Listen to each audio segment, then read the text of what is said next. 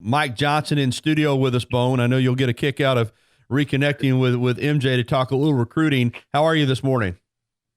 Hey, I'm good. It's been a fast-paced morning so far. Well, let's jump right in. First of all, a lot of Alabama fans are on the ledge right now over Dax Hill. What happened? Well, what happened is we never talked to him after he committed to flipped his commitment to Alabama a couple weeks ago, and which I thought was odd that he just didn't talk to a single Alabama reporter or talk at all about really his commitment to Alabama. And we'd been hearing that Michigan was still in play, but we'd also been told that he was going to wait until February, kind of let things play out, and may take visits to Alabama and Michigan again, just kind of make sure that he was making the right decision. And this morning we saw early this morning we saw a flip from Jordan Battle, four-star safety, committed to Ohio State at St. Thomas Aquinas down in Fort Lauderdale.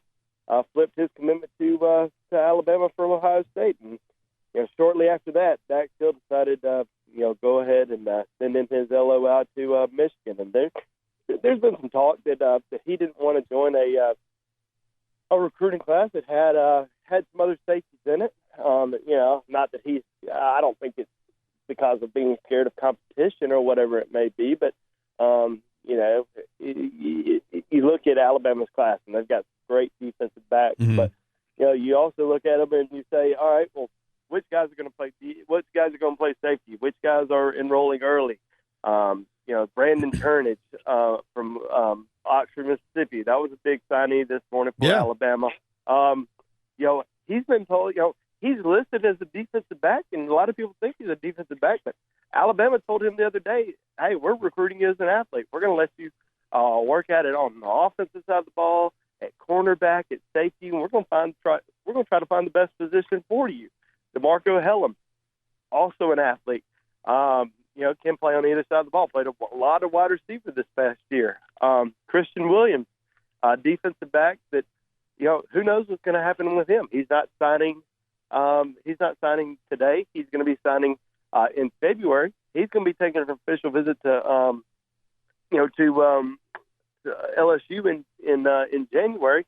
So who knows if he's going to end up sticking with Alabama. So really, you had Jordan Battle, in my opinion, the only true safety that at the time when the only other true safety at the time when Dax Hill was still committed in Alabama's class. And so I think maybe he was sold on Alabama having four safeties, possibly, because you just look at the list and you say, oh, Marco Hellams is a safety, Brandon Turnage is a safety, Christian Williams is a safety, and I think maybe, and I don't know if that's 100% accurate, but I think there's a chance that he was told, look at all these safeties that Alabama has in their recruiting class. You need to flip back to Michigan, and that's what he did. Yeah, he did. As you know, Bone, so much of this is driven by perception. And Alabama did such a great job of putting this class together early, and they're not done. But what I think has the Alabama fans in meltdown mode is after getting Carter and Hill to flip over the weekend ago, then that next week, bad news with Clay Webb, and then, of course, Thibodeau to Oregon. And now, as we're here on the first day of the early signing period, there's some other notable prospects that Alabama looked good with that might wind up landing elsewhere. But Mike and I were talking about this earlier. The thing you can't do is you can't let some late-breaking guys take away from what this class has done over time and the way it's been built. This still has a chance to be the number one ranked class, doesn't it, Bone? Yeah, absolutely. And it's going to be interesting to see what happens the rest of the day because, regardless of what happens the rest of the day, I don't know if Alabama fans realize, and even before Dax Hill's commitment to Alabama, before Jeffrey Carter, before Kristen Harris, before some of these Jordan Battle, Alabama had the number one recruiting class in the country.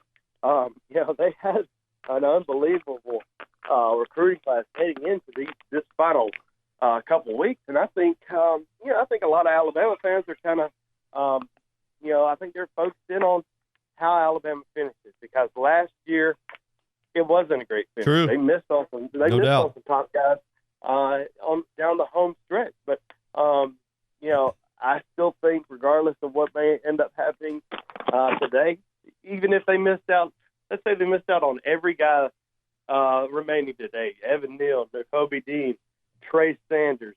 They missed out on all those guys. Still think it's going to be a great class for Alabama. Yeah, Bone, you've been doing this for a long time, buddy. 13 years ago, I remember talking to Andrew Bone on my signing day about me signing on the dotted line, man. You've been at it for a long time. You've always got the good inside sources. Talk to us a little bit about Nakobe Dean, because that's a name that is really at the forefront right now. And I think, listen, it's a good class. I think what Alabama fans are kind of clamoring for is kind of that crown jewel. You thought you might have it. And all of a sudden, there's a flip back to Michigan. Antonio Alfano is going to be a guy that's going to be a great player. But talk to me about Nakobe Dean, and obviously there's some reports out there today that maybe he's getting some cold feet on what his decision might have been.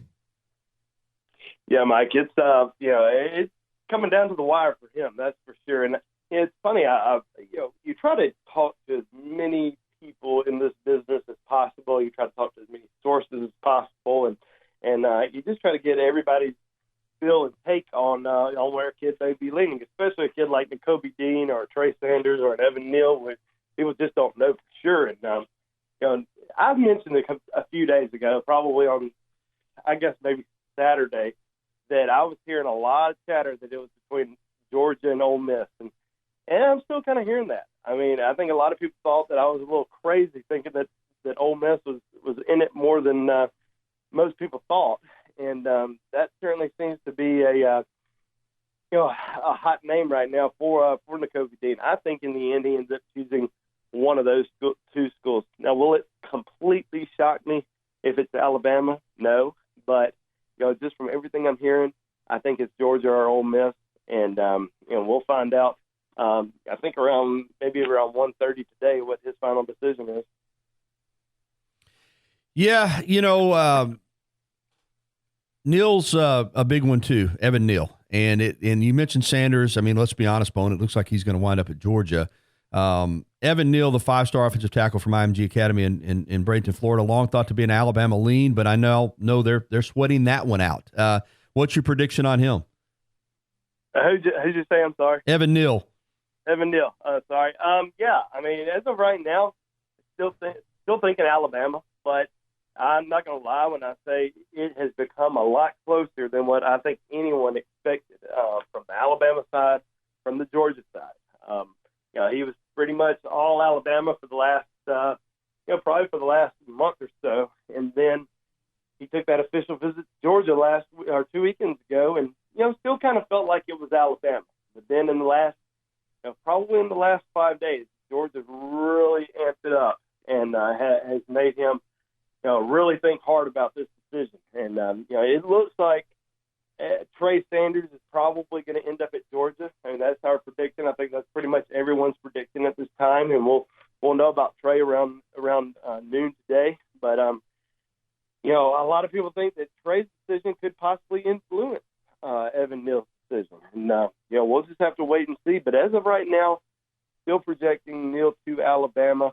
Would be a big get for Alabama. It would be a big loss for Alabama if they were to miss out on him. I don't think it'd be that big of a loss for Georgia. I think it would be more of a kind of a sticking it to Alabama and getting an elite player type thing for Georgia. He's a pretty big need for Alabama, especially with Jonah Williams likely heading to the NFL draft this year. Yeah, Bo, one of my favorite players in this commitment class so far, and obviously you've got some news on this kid, Justin Aboigbe, the defensive end that's been committed for a while. He's from over in my neck of the woods in Forest Park, Georgia. I know that there's been some news that has come out of him today. Can Alabama fans count on him being part of this class moving forward, or is there still a lot of things left to pan out for him? I think Alabama fans and Alabama coaches will feel a little bit more comfortable and confident once he signs on that dotted line. He's taken some visits. He's enjoyed the process. He's kind of kept a lot of people on their toes for the last few months. And, he'd be a big miss if Alabama, was not able to sign him today. And I say big miss because he's enrolling early.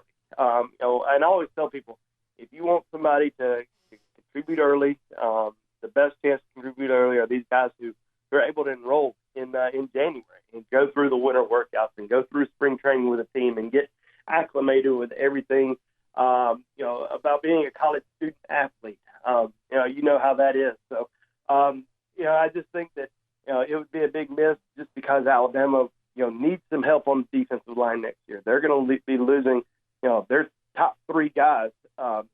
Granted that Quentin Williams ends up going out early for the NFL draft. They're going to lose Isaiah Buggs, Raekwon Davis. So, you just have to think that he's a big target because he's an early enrollee. But Alabama's got some other guys on the defensive line class that are enrolling early. DJ Dell's already on campus. Antonio Alfano enrolling in January. That's a big one. So they're going to have some big. They're going to have a lot of guys enroll early, which is going to be big for them. Speaking of defensive lineman, Bone, I want to ask you about a guy that's committed to another school, but reportedly isn't going to sign until February. I called the Alabama-Mississippi High School All-Star game the other night, and I knew he was big. But Nathan Pickering out of Seminary, Mississippi, I mean, this guy's a beast, Bone. I mean, 6'5", 296, can fly. They put him in the backfield the other night. I don't know if that was just to show off, but reportedly runs a 5-second 40-yard dash. And I know Alabama's had some involvement with him. Any chance that Alabama could get in there and maybe in February wind up signing him, or do you think he's solid to Mississippi State? Tell us about this guy. Well, I think they have a chance. And I spent a little bit of time with him earlier last week at the Alabama-Mississippi All-Star Classic and talked to him on, I guess it was last Wednesday, so a week ago. And he told me, he said, if there was any school that had the best chance to flip me, it's Alabama. He said they've always been my number two school. That he was close to committing there early on in his recruitment. He's taking an official visit to Alabama on January the 11th. So that's going to be a big visit for him. Now, obviously, Alabama probably wishing they could have him on campus a little bit later on in January, maybe that last weekend before the signing day. But yeah, I mean, they're going to have their shot to possibly get him. And let's say Justin Bosby ends up flipping, possibly to Tennessee today. If he ends up flipping, gives Alabama 4 defensive linemen. And I've been told for a very long time, and even as of recently as yesterday, Alabama wants to sign 6 defensive linemen. So they ended up losing out on Bosby.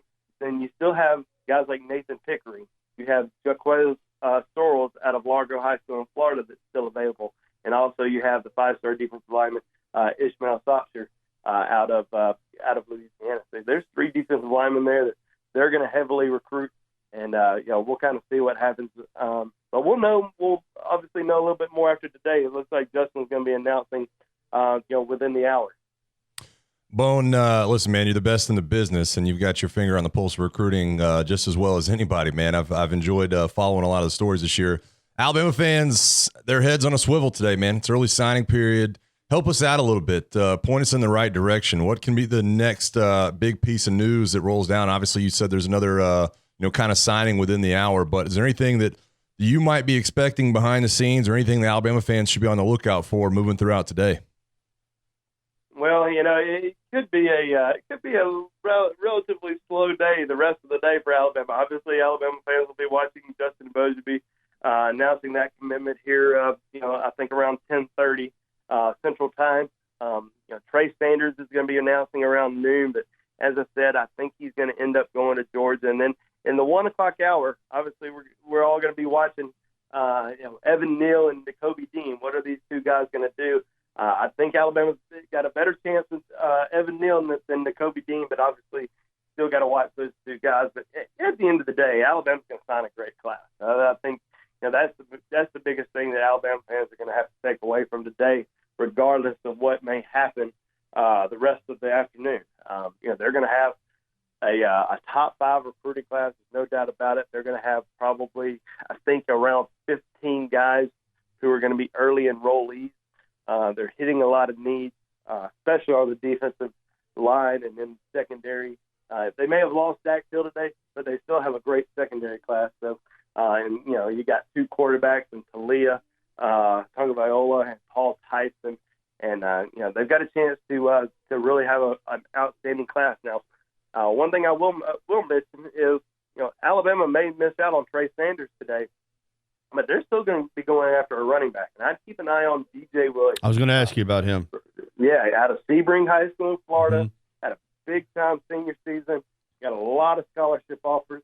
Now, if Trey Sanders ends up going to Georgia today, I think, Williams is probably going to end up committing to Alabama or Auburn.